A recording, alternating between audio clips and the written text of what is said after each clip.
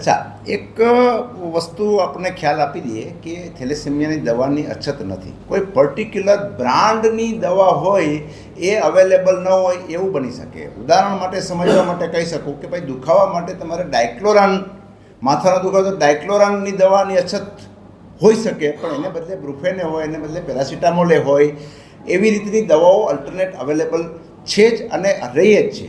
પરંતુ કોઈ એક કંપની એક જ દવા આખા ગુજરાતમાં બનાવતી હોય અને એની દવા એ બધે સપ્લાય થતી હોય અને એ લોકપ્રિય હોય અને એ દવા અવેલેબલ ન હોય એટલે ઘણીવાર આપણે એમ થતું હોય કે થેલેસેમિયાની દવાઓ અવેલેબલ નથી.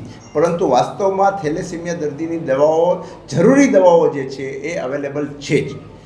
અને અમુક વસ્તુ અમારા સુપ્રિન્ટેન્ડન્ટ મેડમની ખાસ સૂચના છે કે એ બાબતની અંદર જીએમએસસીએલ છે, જે આપણે કેન્દ્રીય ધોરણે આપણે પ્રોવાઈડ કરે છે, એનો ઘણીવાર રેડ કોન્ટ્રાક્ટ કે એની અંદર વહેલું મોડું થયું હોય કે પહોંચવામાં વાર હોય તો અમને સૂચના આપેલી જ છે સુપ્રિન્ટેન્ડન્ટ મેડમ તરફથી કે દરેક બજારમાંથી પણ મગાવીને આ બધી જ દવાઓ દર્દીઓને જરૂરી, એ દવા ન મળે તો બી દવા, પણ એના માટે જે જરૂરી દવા છે એ દવા પ્રોવાઈડ કરી જ દેવાની. એટલે આપણે ઘણીવાર લોકલ ખરીદી કરીને પણ એ દર્દીઓને પૂરી પાડી છે. હવે એ તમને કહી દઉં કે એલઆર બેગની અમુક મહિનાઓ પહેલાં, અમુક દિવસો પહેલાં, એટલે કે હમણાં અછત હતી એવું ખ્યાલમાં આવ્યું હતું, પણ અત્યારે એલઆર બેગની એટલી બધી કોઈ પણ અછત નથી અને અમારા સુપ્રિન્ટેન્ડન્ટ મેડમે આખો ઓવરસ્ટોક થઈ જાય એટલી હદે એલઆર બેગ આવી ગઈ છે અને રાખી દેવામાં આવી છે. એટલે હવે એલઆર બેગની અંદર કોઈ પ્રશ્ન છે નહીં, પૂરતો પ્રમાણની અંદર છે.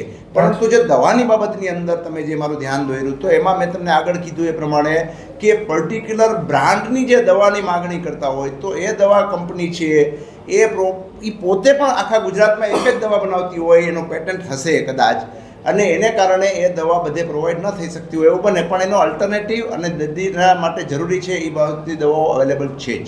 પ્રખ્યાત દવામાં એવું છે કે એ જે ટ્રીટિંગ ડૉક્ટર હોય, આ બધી વસ્તુઓ એવી નથી કે બજારમાં મળતી હોય. ટ્રીટિંગ ડૉક્ટરને ખબર જ હોય કે કઈ દવા છે અવેલેબલ હોય એ આપવી, અને કઈ દવા એ અવેલેબલ ન હોય તો એના માટે કઈ દવા આપવી એ બધાને ખબર હોય. બેટનેસોલ અમારા હોય તો એ અવેલેબલ ન હોય તો પ્રેડનિસોલોન આપી દે અને આપવાનું જોઈએ. એમાં દર્દીને કોઈ જાતનું નુકસાન હોતું જ નથી. મારી પાસે એ માહિતી આવી નથી કે એમની શું માંગ હોય છે. ઘણીવાર એ જ પર્ટિક્યુલર એવું હું એઝ્યુમ કરું છું કે કદાચ એ જ દવાઓ આપવી જોઈએ જે અત્યારે અવેલેબલ નથી, તો એ દર્દીએ વિશ્વાસ રાખવો જોઈએ ડૉક્ટર ઉપર, અને ડૉક્ટર છે એ કોઈથી દર્દીનું ખરાબ કંઈ કરે નહીં અને એના અલ્ટરનેટની જે વ્યવસ્થા હોય એ વ્યવસ્થા પૂરી કરવામાં આવે. સિવિલ હોસ્પિટલની અંદર પીડિયાટ્રિક અને એડલ્ટ એટલે એ બે ભેગા થઈને જે રજિસ્ટર્ડ છે, પરંતુ રાજકોટ મોટું સેન્ટર હોવાને કારણે એ સંખ્યામાં થોડો ઘણો આમથી આમ ફેરફાર હોઈ શકે, પણ રજિસ્ટર્ડ સંખ્યા બંનેની થઈને 520ની આસપાસ છે